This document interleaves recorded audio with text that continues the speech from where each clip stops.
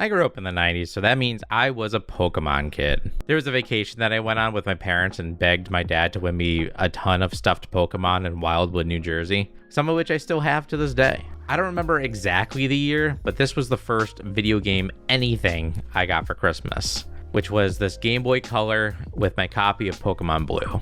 Although these are not the exact ones. They're the same editions of both. Apparently my house was being shown to be sold and they stolen from me.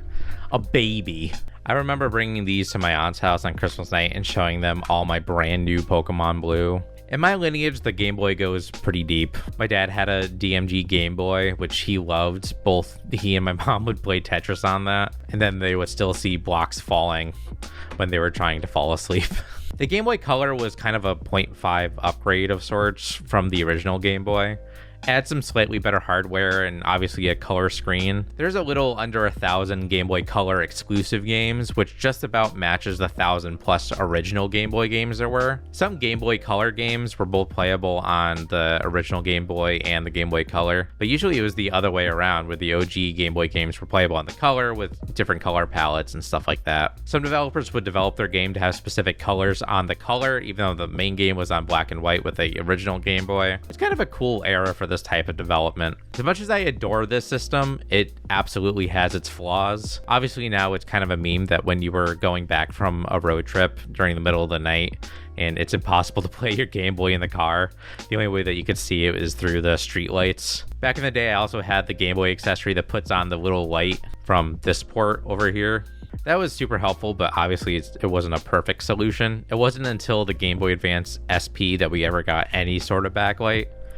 And then there wasn't really even a perfect solution until we got the SP, got a revision within itself, where the backlight got a lot better. For posterity's sake, I'm going to show some gameplay off of this, which is an Analog Pocket, which probably has the best handheld screen out there. If you don't know what an Analog Pocket is, there's a ton of videos on it if you really want to see, but it's essentially just a really beefed up Game Boy that you can also play some other stuff on it too. This is some niche shit. For simplicity's sake, this is pretty much the first video game that I ever played. There's some debate if that's true in my head. My aunt did give me a Super Nintendo around this time, so it is possible that that first game would go to Super Mario World, or it could even be Sonic the Hedgehog 2 in daycare. But this was at least the first game I received as a present from my parents, presumably in 1999, I would say. Regardless, this is huge. It's my Pocket Monster Adventure. If you're watching this, you probably know what Pokemon are. But if you don't, the premise is you're exploring the world of Pokemon, fighting them, capturing, battling other trainers, taking on gym leaders, and striving for the Pokemon League Championship, while taking down an evil organization, Team Rocket, along the way. Yeah, I totally knew that when I started playing this. By the time the games came out, the anime based off of the games were already out, and Pokemania was already bustling. But alas, I could not read yet. Although I think without some reading comprehension, you could still get through a good portion of this game through trial and error. And I think that's impressive. The Pokemon have fantastic designs. They're cute. They look cool. They do cool things. They can evolve into cooler things after they level up enough. The design for Pokemon cannot be overstated. The original renders on these things are equal parts like perfect design and cute as fuck. It's no wonder Pokemon went on to make dozens of games. They even sold 2 versions of the game at the same time to encourage trading Pokemon with a link cable. I didn't do that much, but you do gotta, in fact, catch them all.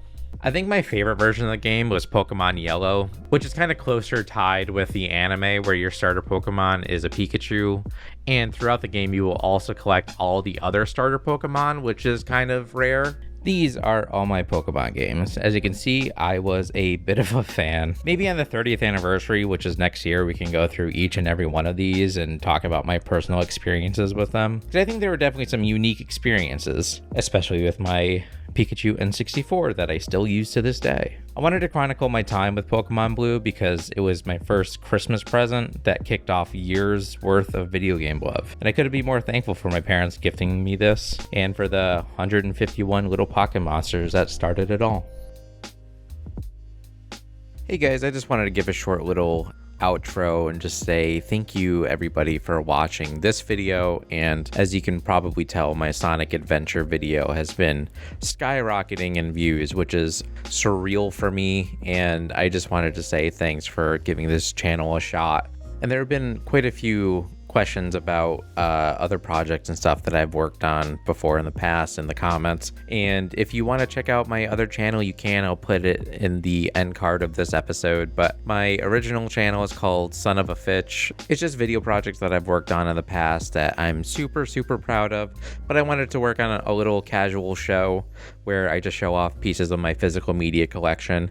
And that's what this is. And it's kind of becoming the main project, but you can definitely expect to find more things popping up on my main channel as well. So yeah, go check that out if you'd like to see other things made by me. Anyways, I hope everybody has a great holiday season, and I will be posting more and more in the year 2025. Thanks, guys.